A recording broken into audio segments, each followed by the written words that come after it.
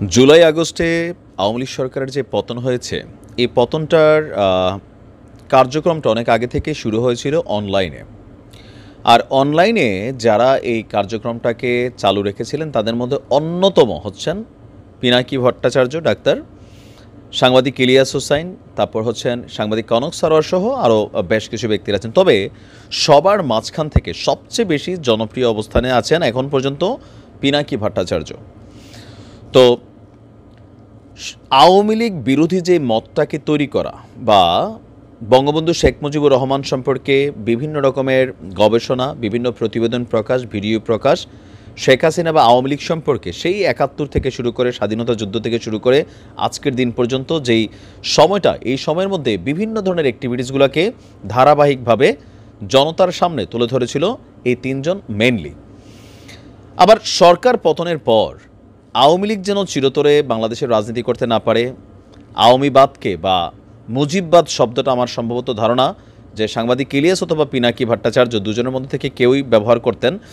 তো সেইটাকে কবর দেওয়া, ইভেন রাষ্ট্রপতিকে অপসারণ, সংবিধানকে পরিবর্তন, এই দাবিগুলো যেগুলো নিয়ে আমরা আগামী ৩১শে ডিসেম্বর যেই দিবসটা নিয়ে ছাত্ররা এই মুহূর্তে ঘোষণা দিয়েছে, সেই বিষয়গুলো কিন্তু বরাবরই দাবি করে আসছেন আমাদের অনলাইন কিংরা। এমনকি ভারতীয় আধিপত্যবাদ থেকে শুরু করে অনেক কিছুতেই তারা যথেষ্ট ভূমিকা রাখার চেষ্টা করেছেন। তবে সরকার পতনের পর সংবিধান পরিবর্তন, রাষ্ট্রপতি ইস্যু, এই বিষয়গুলোতে বিএনপির বাধার কারণে কোথাও না কোথাও এগুলো সফল হয়নি। এর পরপরে আমরা দেখেছি যে কোথাও না কোথাও এই আন্দোলনটার একটা মাস্টারমাইন্ড কিন্তু পিনাকি দাদা, এটা 100%। ট্রাম্প কার্ড তিনি খেলছেন, তার ট্রাম্প কার্ড হচ্ছে সমন্বয়করা। আপনি যদি দেখেন সর্বশেষ হাসনাত সার্জিসরা, তারা বরাবরই কিন্তু আপনার সাংবাদিক ইলিয়াস হোসেন অথবা কনক সারোয়ারের অথবা পিনাকি দাদার সাথে টক শুতে যান। তাদের মধ্যে একটা যোগাযোগ আছে, কমিউনিকেশন আছে, আর এর মাধ্যমে তারা বিভিন্ন ধরনের পরিকল্পনা অথবা অনেক কিছু দিয়ে থাকেন। আপনি বিএনপি নেতাদের কথাও যদি খেয়াল করেন যে কতিপয় কয়েকজনের উস্কানিতে অথবা এরকম বক্তব্য দিচ্ছেন, এগুলো নিয়ে আবার পিনাকি ভট্টাচার্য বা সাংবাদিক ইলিয়াসরাও বিএনপিকে কিন্তু মাঝে মাঝে ধরছেন, তাই না? এখানে পাল্টা খেলা চলছে। এখন এই ইস্যুতে আইসা লাস্ট ফাইনালি এখন যে ইস্যুটা, এটাতে ব্যাপক বেকায়দায় পড়বেন ডক্টর মোহাম্মদ ইউনূস সরকার, যদি গতকালকে তারা যে বক্তব্য দিয়েছেন যে এই ঘটনাটার সাথে বা এই দাবিগুলোর সাথে সরকারের কোনো সংশ্লিষ্টতা নেই। তো কেউ কেউ বলছেন উপদেষ্টা আসিফ তিনিও তো সরকার, তো তিনিও তো বলছেন comrades now or never. That means একটা কানেক্টিভিটি আছে। যদি এই কানেক্টিভিটি থাকে তাহলে অন্তর্বর্তী সরকার সবার আগে চ্যালেঞ্জের মুখে পড়বে যদি এই সংবিধান পরিবর্তন হয়। কেননা এই সরকারটাই তো শপথ নিয়েছে এই সংবিধানের উপর।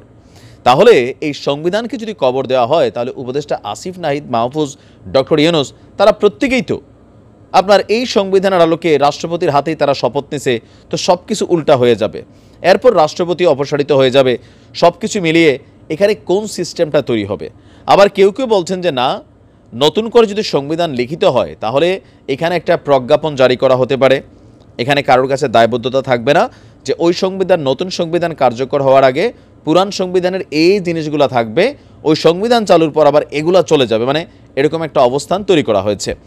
এখন কেউ বলছেন যে এই বক্তব্যটা বা এই যে ছাত্ররা এই মুহূর্তে যেটা করতে চাচ্ছে, এখন তো আর শেখ হাসিনা নাই, এখন সরকারে আছেই ডক্টর ইউনূস, যিনি বিভিন্ন কারণে একজন কি বলা হয় যে তার এই সেক্টরটা গত 4 মাস বা 5 মাসে বাংলাদেশের অনেক কিছুতে তাদের সফলতা যেমন রয়েছে, ব্যর্থতা রয়েছে। তবে দ্রব্যমূল্যের ঊর্ধ্বগতি, আইনশৃঙ্খলা বাহিনীর অবনতি, অনেক কিছুতে এখানে ব্যর্থতার বিষয়টা বরাবর সামনে আসছে।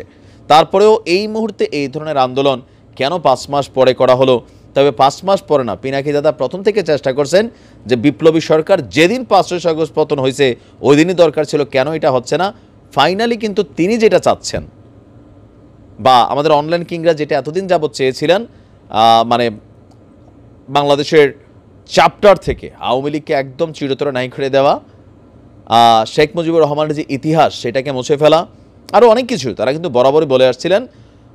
এই জিনিসগুলাই এখন আমাদের ছাত্ররা কিন্তু সামহাও দাবি করছে। ট্রাম্প কার্ডটা কিন্তু খেলছেন পিনাকি ভট্টাচার্য, কিন্তু প্রশ্ন হচ্ছে দিন শেষে কতটুকু সফল হবেন। কারণ তারা প্রথম আলো ডেইলি স্টারও বন্ধ করতে চেয়েছিলেন, সেখানে বিএনপির অবস্থান খুবই অনড় ছিল, তো এটা তো তারা সফল হননি। এই যে ব্যর্থতা, সেখান থেকে জিদ হইতে পারে, গোসা হইতে পারে যে না, এবার বড় আকার একটা ট্রাই করি। হয়তো এটাই হচ্ছে, যারা বিশ্লেষকরা তারা এটাই ভাবছেন।